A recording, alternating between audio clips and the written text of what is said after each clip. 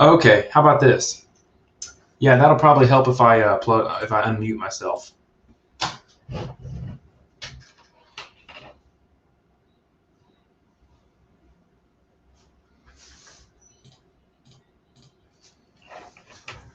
All right, we got sound now. There we go. I'm getting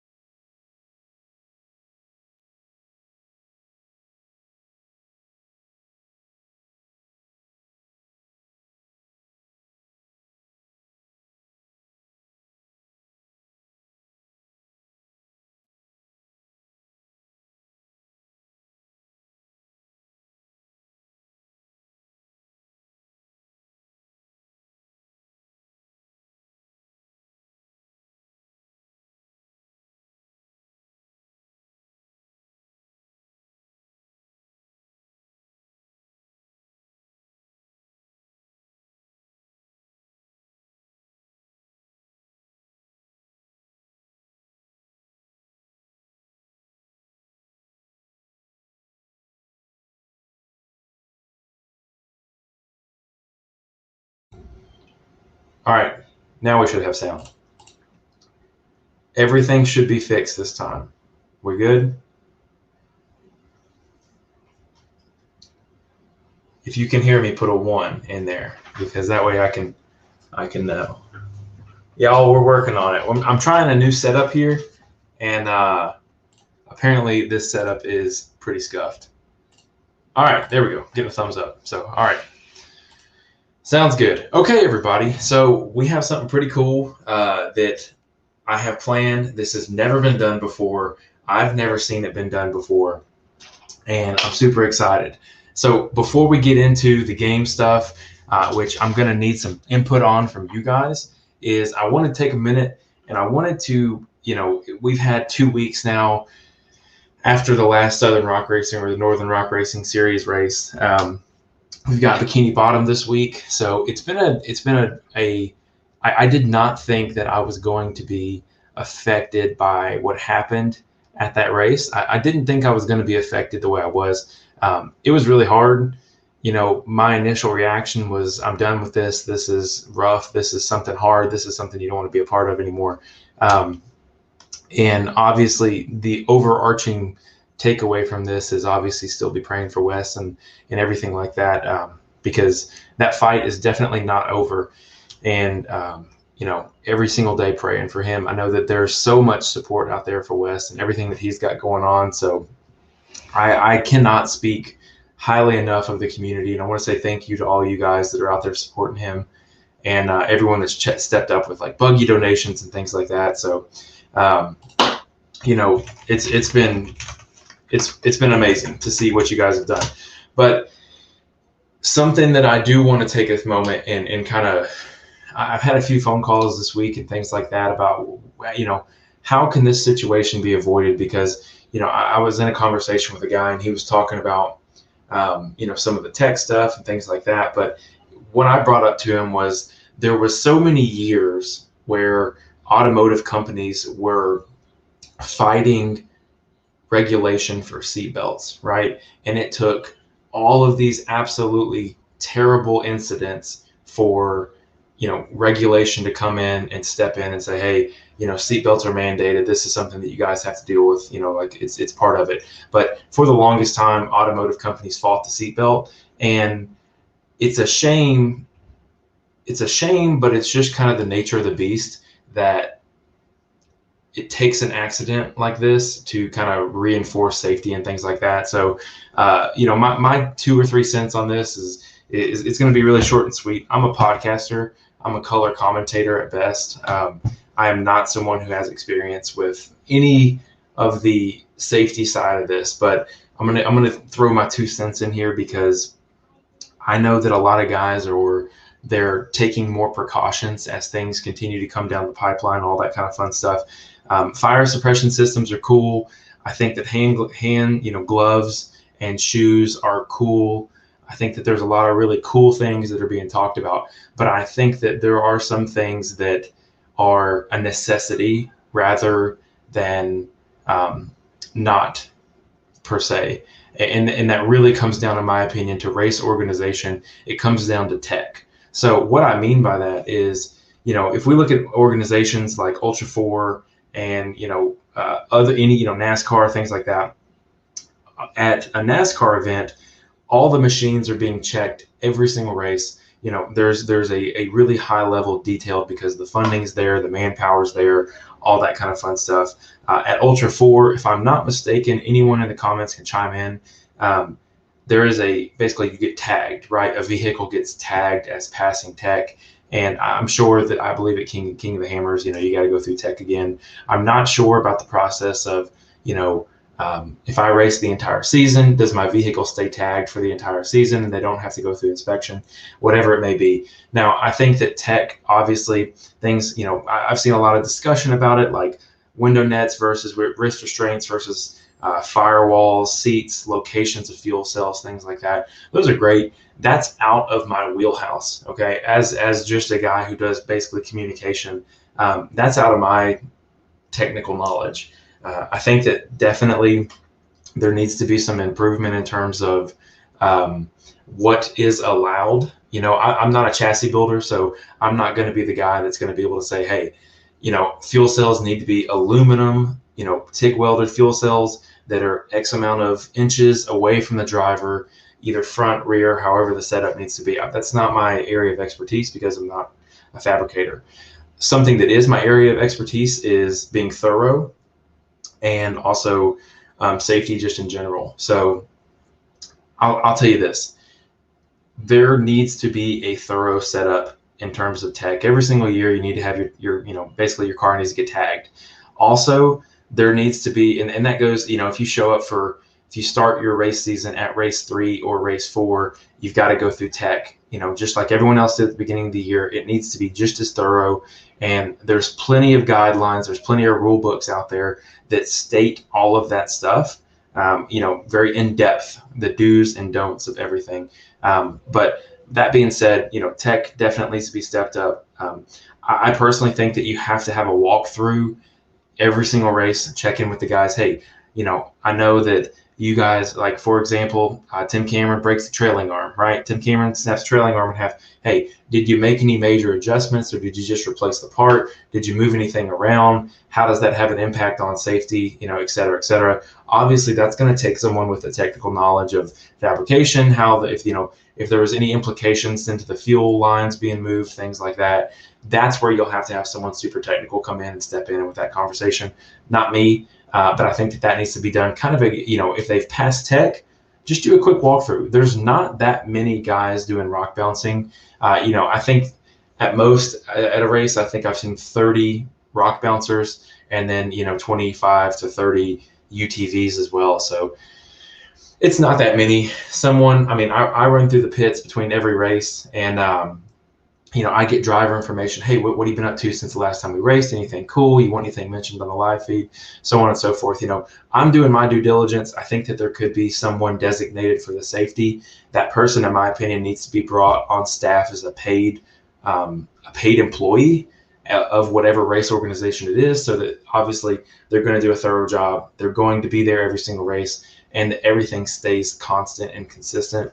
Consistency is key here, but in my opinion, and Joey Beck actually typed in he put it at torquemasters.com/fire safety. I'm going to check that out after this because Torque Masters is the best in the business. Their standard is very, very high. So I'd like to see what they had to say about it or what they have to say about it in the past.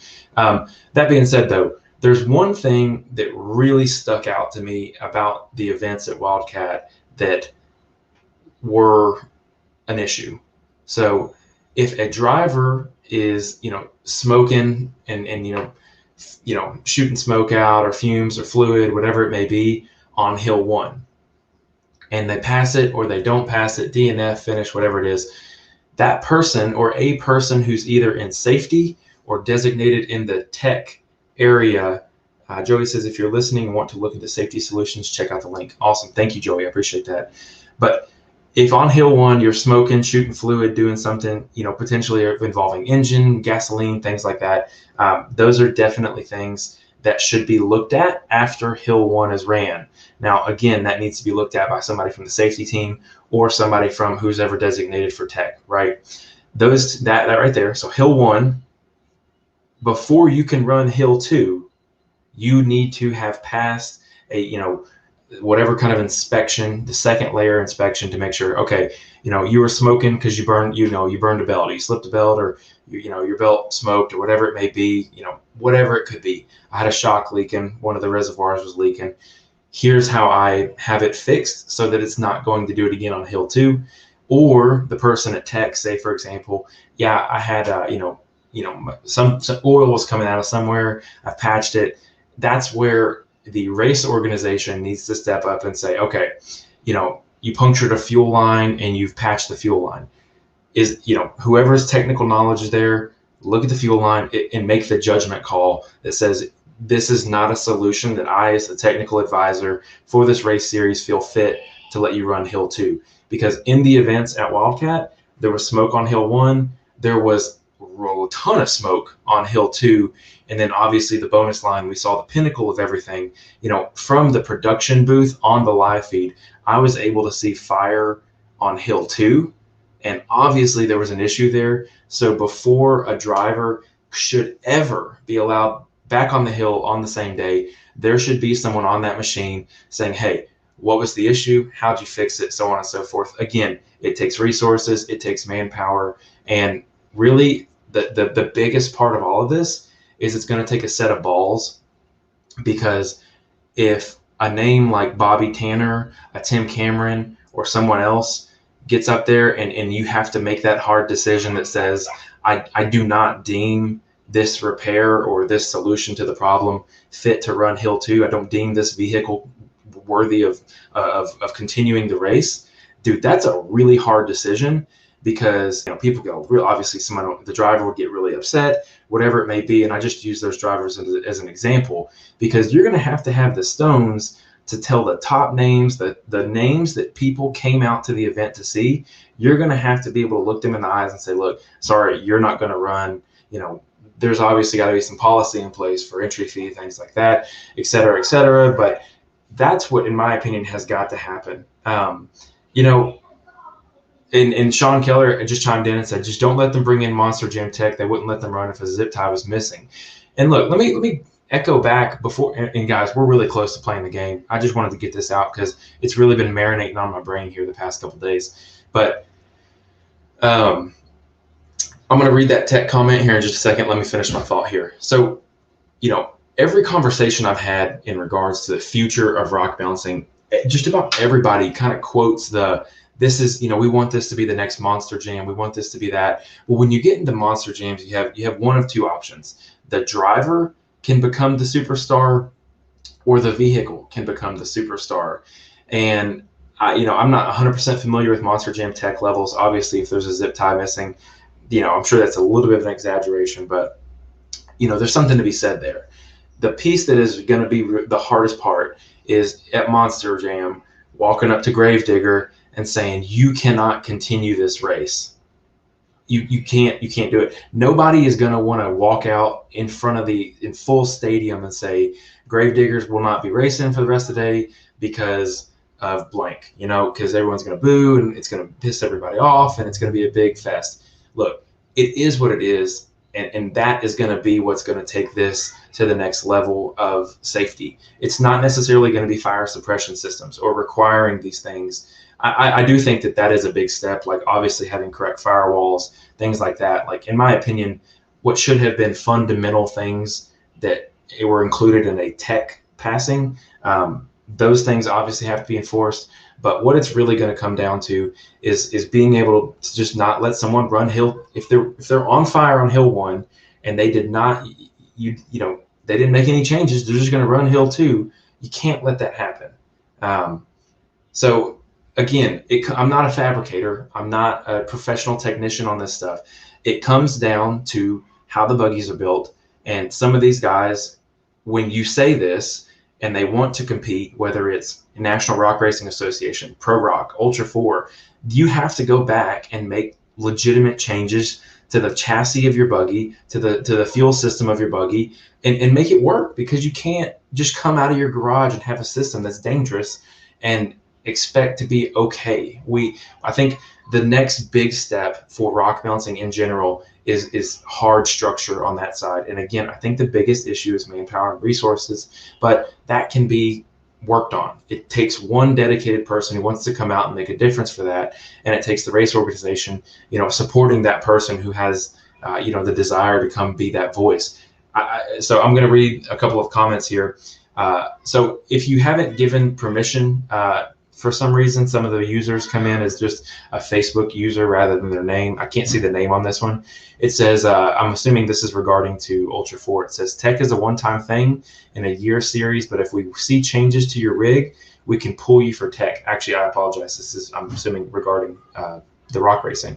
After any issues, wrecks, or not finishing race, you'll be pulled for tech next race. Tech stickers or bands must be visible on every rig at a race dated for that year, so on and so forth. That sounds right. That sounds right. It says they had guys upset last year, not allowing them to run with a horn, rear lights not working properly. Absolutely, that's what you got to do. I mean, you don't have to piss people off on purpose, but that's kind of what it is. Will Bell, I couldn't agree more. Nobody wants to be the bad guy. That's the issue here. James Cantrell, I think more than that, people need to rethink how they build their buggies. I'll tell you this. This is just a fact for me. It doesn't go for everybody. I will never own another custom chassis that does not use the stock fuel system. And basically that limits me to an Ultra 4 style, Razor chassis that pretty much keeps the lower the same. But to me, that's not even worth it. I would probably never get into another custom machine, just because I am not technically fit to look at a system and determine something, one way or another. It may not be right after something's been built, but down the road, I could learn how to maintenance it, but I don't trust myself for things like, degrading fuel systems. It's not not something I feel comfortable continuing to look over and over again. So James Cantrell chimes in here, says stock fuel system is not the solution. Let's get together and let's find the standard. Let's find the standard of what this stuff is. But anyways, that's my 2 cents. I've already opened my beer. Tonight we're having a nice little Bud Diesel, and we're going to play some games. Thank you guys for sticking through my rant. I want you guys to know it has been very, very hard this past 2 weeks just to be okay with everything. I was given access to go back and see some of the actually, I got a chance to see the part of the live feed where it switches to me. Someone had recorded it and sent it to me, and I was just, it was awful, you guys, and it was really hard to move on from. So we're all going to pick ourselves up by our bootstraps, continue to pray for Wes and Danny Smith's mother, and we're gonna get better because of this. We are going to get better. So anyways, let's play Rate This Rock Bouncer. If you're not familiar, the way that this game is going to work is I'm using a system called tiermaker.com. Now, one of the really cool things about Tiermaker, let me go ahead and grab another window here. Boom. Throw it in front of me. All right, and I gotta make myself smaller here.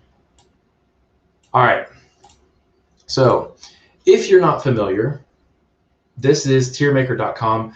One of the really cool things is everybody can go online. You can make your own setup, and you can do this all yourself if you wanted to. I went through and I grabbed 48 of either my favorite rock bouncers, popular rock bouncers.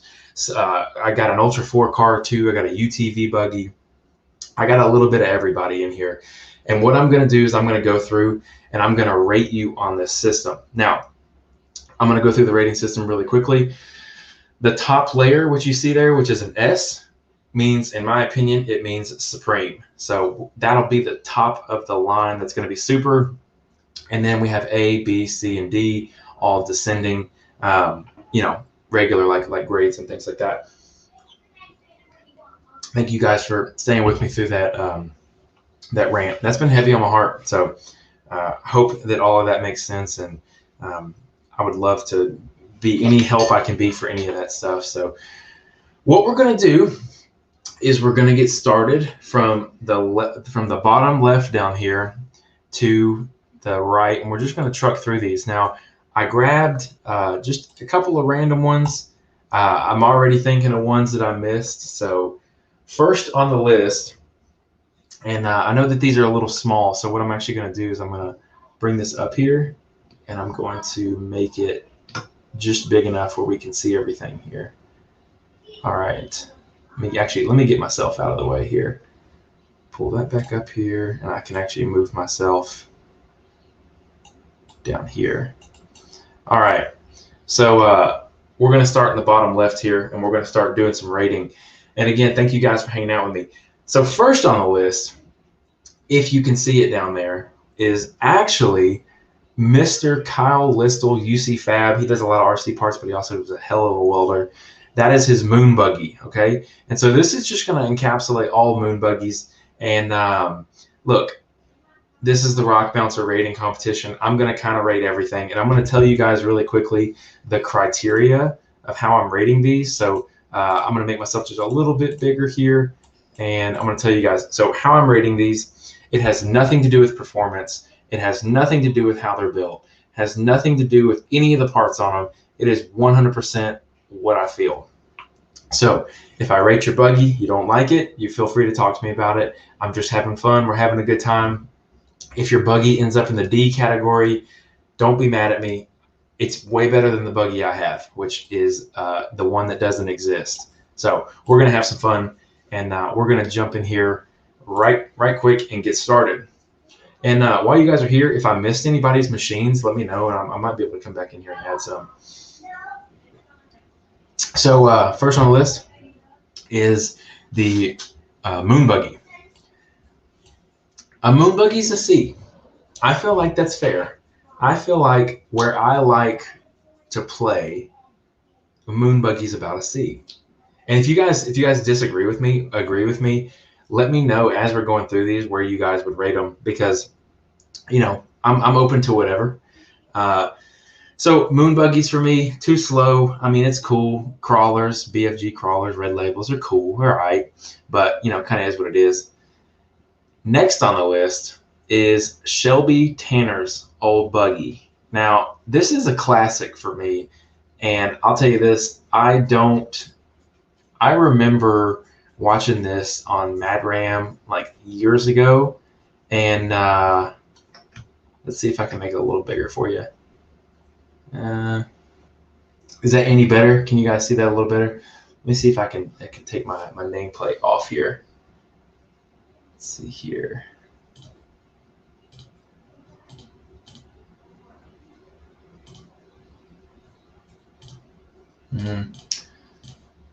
Maybe that's better. Okay. All right. So if you guys can't see that, whatever, just let me know. But we got a moon buggy at C. I think a moon buggy at C. Yeah, I think that's right. I think that's probably about right. Now, moving on to Shelby Tanner's buggy. This one's a classic for me. It's got a lot of nostalgia in it more than anything else. I'm going to put that one at a B because, you know, it's pretty cool. I'm a fan for sure. So next on the list, we have the Laser Nut car. Now, this is a Trident Engineering. No, is it Trident? No, it's Armada Engineering. Excuse me, Armada Engineering car. And it's cool. It's the new technology. He's had nothing but like issues out of this car. I think this year was their best run. Cameron Steele was in here. So, you know, I actually like this car a lot. And I'm actually going to put it up here at the S tier. So I got the Laser Nut buggy up at the S tier for this one right here. Let's see if I can move this down just a little bit there. All right, next on the list is the Cliffhangers Revenge UTV buggy. Now, I know that this one is probably a little hard to see. No, it's not much better there. So Cliffhangers Revenge UTV buggy, it's all right. It's pretty cool because it actually has a really long front end. UTV buggy, you know, It's razor based, all that kind of fun stuff. I'm gonna put it right here, right above the Moon Buggy. So yeah, it's all right. I like it. It's different. It's pretty cool. Next on the list is we have Jonathan Shepard's Hater Maker Buggy. And if Jonathan Shepard's not in here, y'all ought to tag him, let him know, because this guy, Hater Maker, is sick. I love it. I am a big fan of Hater Maker for sure. I really like the orange, like chrome plated shocks. It's pretty sick. I like it. Thing's also super loud. And Jonathan is like a super compact gentleman. He's not a small guy by any means, but I tried to sit in that. I think his rig was at the Unlimited Off-Road Expo. I am too wide and too tall, both, to fit into that car. So, Jonathan, hats off to you, buddy. But I couldn't fit in there. Couldn't make it work. So next is Anthony Yant's Blue Torch Fab car. Now this is an Ultra 4 car turned rock bouncer. He's got the Missouri police, kind of vibe to it. Mickey Thompson's. It's pretty cool. I like it. But for me, it's going to be a B right there. So we're going to leave that one there. And then next, I have Ethan Martin's Tunnel Vision. Now, Ethan Martin's Tunnel Vision machine is pretty cool for a couple different reasons. Obviously, it's running super grip tires. It's kind of cool because they work with us. So always cool to see those guys being represented. But this chassis, I was going to post a picture of it. I asked Ethan, and I never did. That chassis actually glows in the dark. And I'm going to put an A right there for that chassis just because he did something different. Glow in the dark powder coat. I'll actually post that picture after this live feed, and we can go from there. Next is my hometown hero, Mr. Will Bell. Now, this chassis has started life as a 900 XP chassis, and I remember when Will took his 900 XP, bought the chassis, and I mean, this chassis has been worked, y'all, and then Will has done a ton of renovation to it, putting a new cage, like a new upper part of the cage on here, and Will says D on the next one for sure. I'll tell you, so Will's put a lot of work into this thing, and watching it evolve over the years, it's been pretty cool. So this one has a little bit of heartfelt sentimental for me because I've seen that buggy do some absolutely insane things. Will's at every race, and again, there's not really a clear criteria for any of this, but I like it. So Will, I'm gonna put you right there. You're the B. So like right in the we'll go mid to low B's because I like it a lot. Because I don't know if you can see below, but we got some crazy ones coming. And just so you guys know, I'm scoring these like left to right. So the one furthest left is ahead of the one to the right, just like you read a book. Now, next is no stranger to the podium, no stranger to any of this stuff.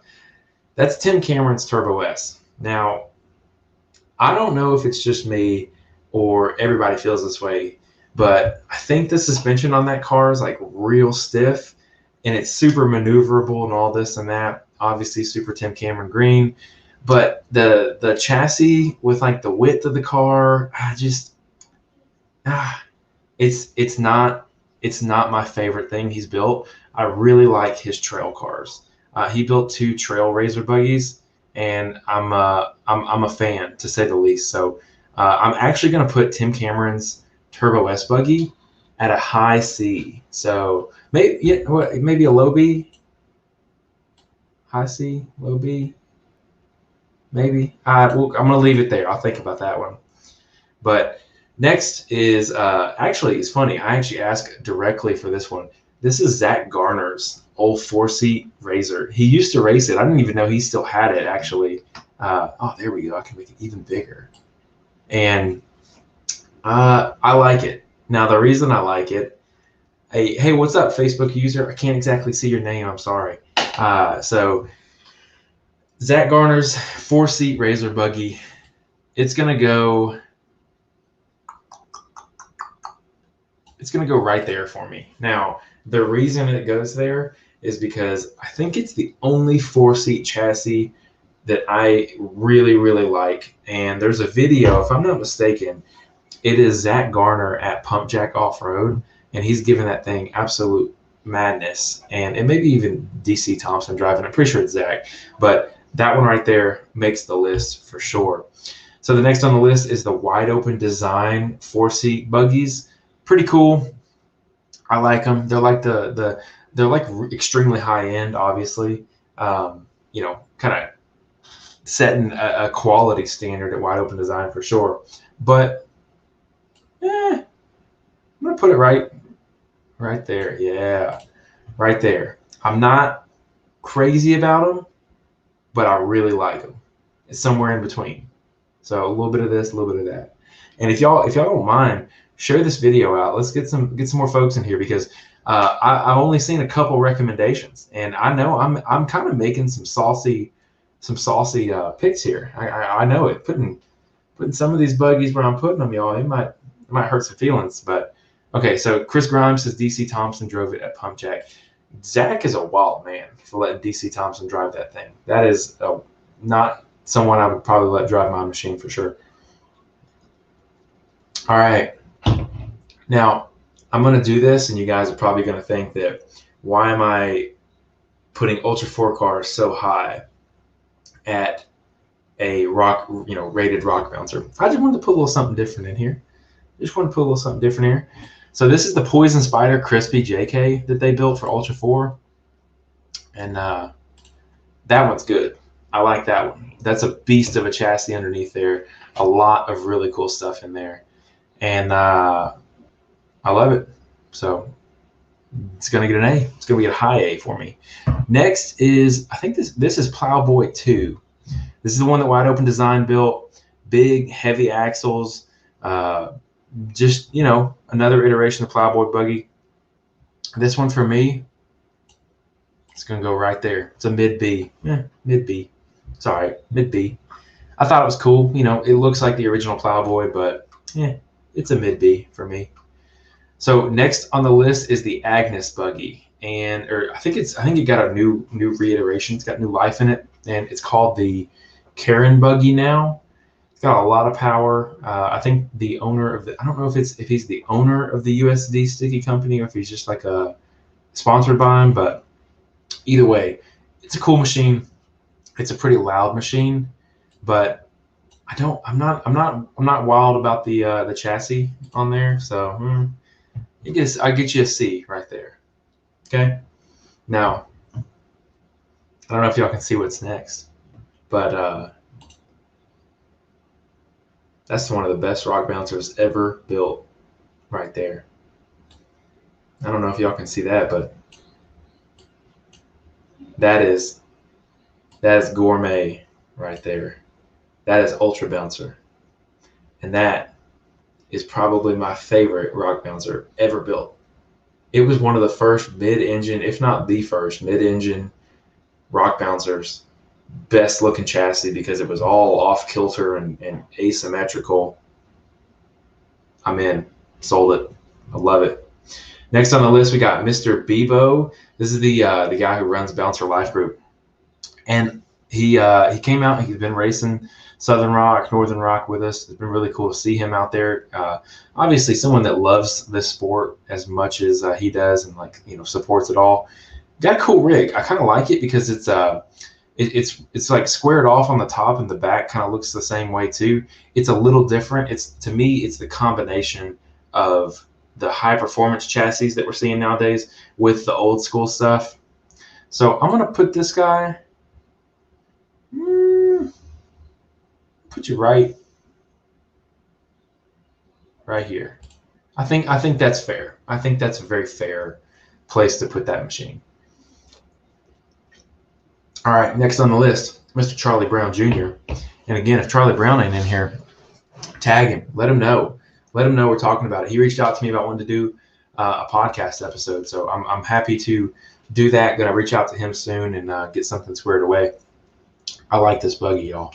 I like the reject fab buggies, but I like this one in particular because of the polished look. It looks nice, drives nice. I think they really got the bugs kind of worked out of this. I think this was Justin Holt's old buggy, and I like this one. This one's nice. So that one is going to be a, man, how much do I like it is the question. Do you guys think is this a high A or is this like a middle A? I'm going to wait for y'all to chime in. A high A or a middle? Because I could put it anywhere in here. What do we think here? I think he calls this one the polished buggy. I think I'm gonna leave it right there. I think that's a good place for it. So in some of these, I actually just typed in like rock bouncer on Google Images to just see what I would get back. And this is one that came up. To me, this is like one of those old Angry Fab chassis. It's interesting. It's got plates on it and all that kind of fun stuff. Let me move it back down a little bit so y'all can see. It's kind of plated here on the bottom. Interesting color, old school. It's gonna go. You know what? I changed my mind. Moon Buggy's going to D, and we're gonna put that one right there, below C. I like it. It's old technology though. Those are not stickies. Not stickies on that machine, and that's old picture. What's up, everybody from chiming in on over here at YouTube? Next on the list is Fat Girl. So obviously one of the most iconic buggies in off-roading. One of the biggest bouncers. Did the wheelie, backed out of it, the whole 9 yards. It's been pretty cool. So what I'm gonna do is I'm gonna pay some respects here to Fat Girl. I'm gonna put her right there. I think that's a fair place to put that machine, without a doubt. So if you're just joining us and if you're not totally familiar, what we're doing is we're actually rating all of these rock bouncers. They're not all rock bouncers, a little bit of this, a little bit of that. The S tier is the super tier, top of the line, best in the business. And then A, B, C, and D are just like, grades, things like that. It kind of goes down. And we're grading them from left to right too. So they, again, the criteria for this, it's just me. I'm just picking what I like here. So we're going to leave those there. Now, I have kind of a saucy take on the next buggy. Everybody should know the next buggy pretty well. It is Gold Rush. And it was one of the first iterations of the busted knuckle off-road chassis. Has way more power than I feel like everybody out there. Ran on almost all alcohol, stuff like that. It's a drag engine. But I feel like it never unlocked its true potential. I don't think that's the driver error or anything like that.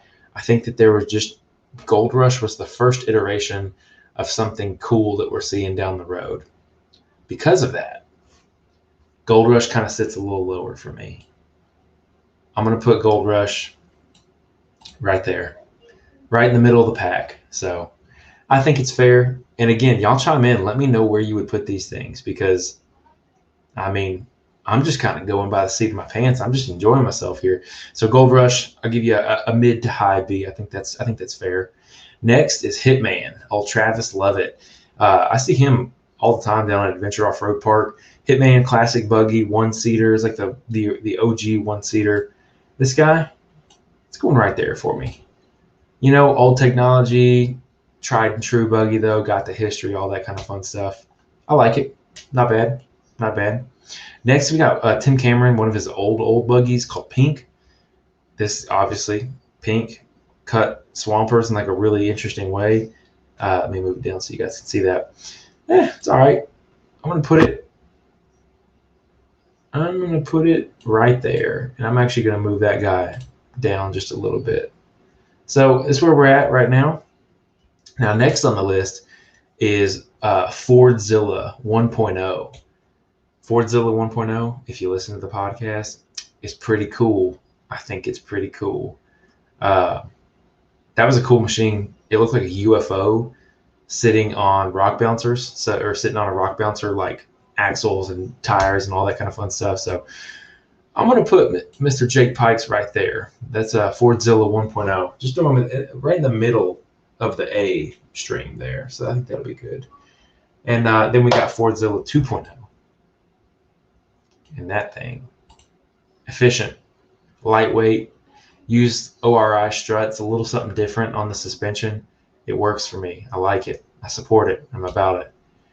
Next, we have Jay Stewart's Buggy. I think this one was Bad Rooster. No, it's Bad Rooster. I don't remember. Showstopper 2.0 at one point. I feel like this Buggy has had a bunch of different names, but big power. Jay Stewart's is a heck of a driver. I'm going to put it right smack in the middle of the pack here. I like that machine a lot. I like it. I like it a lot, you guys. And again, you go ahead, tag Jay Stewart's, bring him in here. Let's talk about it. Next on the list is a YJ build that Wide Open Design actually just finished up here recently, and is pretty cool. It's pretty cool. Nice aluminum work, all that kind of fun stuff. And I'm gonna put it right there. That's where we'll put it right there. Right there. Yeah, I'm good with that. That sounds good to me. So our list is getting a little longer here, so we're gonna go down. Justin Will's Buggy. I think this is Shelby Scott St. Clair's old Buggy. I could be totally wrong on that. I feel like that's who originally built this machine out. Cool, purple. I like it. A little something different. He drives it super hard. A lot of technology in this one. For me, that's a high B. That's a good looking Buggy right there. I like it a lot. All right. Next is the Krog Show. So I like the Krog Show. It's cool. Nitrous, Ford engine, a little something different. I like it. This one for me, it's going right there, right at the top of the B level. I like it. I'm about it. Next on the list is the Lambo Bouncer. So this bouncer was built on Extreme 4x4 by Ian Johnson. And guys, this machine has been through a ton of iterations, became the Raging Hornet and all that kind of other fun stuff. Not a fan. So I've seen it work. I've seen good drivers drive it, all that kind of fun stuff. I just don't like the machine. Just kind of is what it is. Next is the Crane Axle Buggy driven by Mr. Wes Keynes. And that one right, it's going to go right there, right up there at the super level, because I'm a big fan. I'm a huge fan. Huge. Next, Showstopper, the original, with the turbo diesel engine in there. Big fan. Big old fan of that one. Right there. I loved that machine. Next, we got Menace. Menace is pretty cool. I like it. I'm going to put Menace right in between. There we go. Menace is between Fordzilla 1 and Mr. Charlie Brown Jr. in the polished Buggy. So a little something different. You never know. A little something different. Next we have, I think this was Moneymaker was the original name. I'm trying to remember exactly. It's been so long. Cool machine. Just didn't work. Or he said it worked too well. This is a Tim Cameron build. I apologize, you guys couldn't see that. Tim Cameron build, Moneymaker. The front end is cool. Something about it just didn't work. Something about it. I saw it climb a bunch of different things. I just wasn't a huge fan of it, but I do still think it's pretty cool. So I'm gonna put it right there. That's pretty cool for me. So you can see how this is all kind of shaping out, you guys. Next on the list, Money Shot. I'm a big fan of Money Shot. Sounds good. I'm gonna put that one right there. That's a spicy meatball, y'all. That's a good machine right there. Next is Outlaw. Now, I couldn't tell from this picture if this was the original Outlaw or Outlaw 2. Either way, I feel the same way about them. I'm gonna put Outlaw.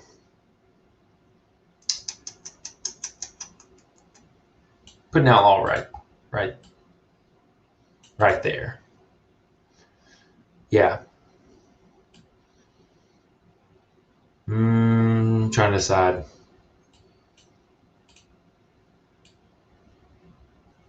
All right, the purple people eater's moving down a little bit on me. All right, I think that's fair right there. I like that. Then we have Wes Keynes Rat Rod Buggy. Amazing. One of the best buggies ever. Amazing. Climbed everything. Super low center of gravity. Never seen another buggy built like that. Big fan. Next, we got Rum Runner. Rum Runner's pretty cool. I'd probably put it right there. I think that's fair. I think that's a fair move. And then we have Scott Grubb's Jeep JL, that wide open design built for him. This is bad machine. Bad machine. Rock bouncer underneath, Jeep on top. But everybody knows I don't like Jeeps. I like it more than the Lambo Bouncer. I'm moving pink down. Actually, I like it. I like it better than a lot of these. It's going right there. That should tell you. I think that's fair. All right, next, Screaming Blue. Screaming Blue, classic machine, Bobby Tanner. Got to put it in there somewhere. It's cool. Doesn't make me feel the warm fuzzies necessarily. I'm going to put it right there. It's a B, low B, high C. It's all right. I think that's fair. I think that's absolutely fair. All right, Game Changer. Another Tim Cameron buggy. When he had this on the big chrome wheels, I thought it was super scuffed. I thought it was weird. It looked like a toy car. Never was a big fan of Game Changer, although when he did switch it over to this, it seems like it worked really well. So Game Changer's going right in front of the wide open design buggy right there. And then we have Showtime 2.0, the most winning buggy ever. Has to go to the one of the very tops, because that buggy is incredible for sure. Now, we've reached the pinnacle of rock bouncing. Everybody should know exactly what rock bouncer that is just from that look right there. It's Showtime. And Showtime will always have a special place in my heart. Right there. Right behind Ultra Bouncer. It's a good machine. No. It's a great machine. Incredible. Birthed rock bouncing into what it is today. Amazing. Next, we have Stand Back, Cash LaCroix's current buggy, built by Tim Cameron. I have it two different ways. I have it from Tim's version, and I have Cash's version. Cash's version, I'm not real crazy about Cash's version of this car. Kind of standard. Leading arms are cool. I just don't. They haven't been like as effective as I thought they would be. You know, kind of whatever. But Stand Back with the ginormous boggers. That was a spicy meatball. That was cool, man. Actually, you know what? That was really cool. Really cool. So we got a few left here. We got the Taz buggy. Short, sweet, simple, to the point, super effective.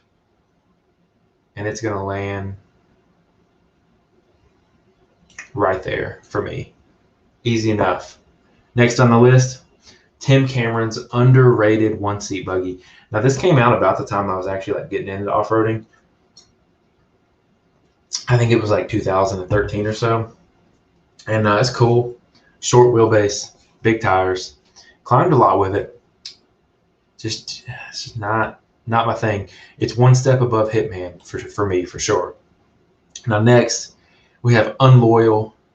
Unloyal is a cool buggy driven by Steven Rogers. He's taking a year off, or I think he's actually like done getting out of it. Cool buggy. I'm going to put Unloyal right here, right in that B category. So, yeah, whatever. Yeah, I feel good. And you got the Venom buggy. Now, to me, the Venom buggy is cool, man. It's just classic cool. It's like old school rock bouncing, just classic. It's awesome. I love it. So there they are. If you want a nice zoomed in look, there it is, you guys. There is my 48 rated rock bouncers. Now,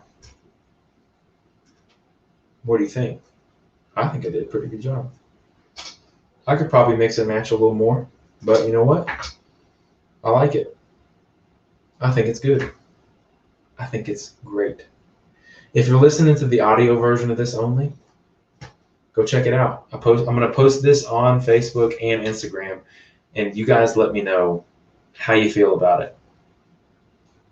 I'm ready. Let me know what you guys think. And that's all I got for this stream. So thanks everybody for hanging out with us. It's going to be great.